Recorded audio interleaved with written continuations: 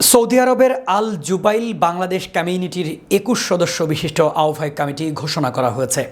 উক্ত কমিটিতে তোফায়েল আহমেদ তুহিন আহ্বায়ক, যুগ্ম আহ্বায়ক আব্দুল আজিজ, যুগ্ম আহ্বায়ক ইকলিম মেম্বার, সদস্য সচিব আব্দুল সালাম ও যুগ্ম সদস্য সচিব নির্বাচিত হয়েছেন রাসেল খান সুমন।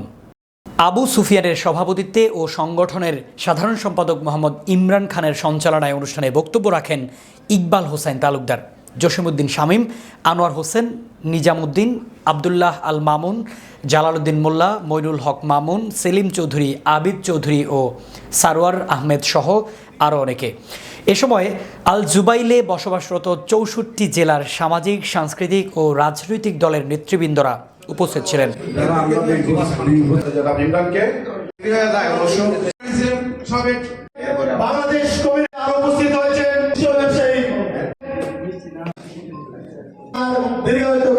প্রায় ১৫ বছর আমাদের বাংলাদেশ কমিউনিটির বাংলাদেশের মানুষকে দুঃখ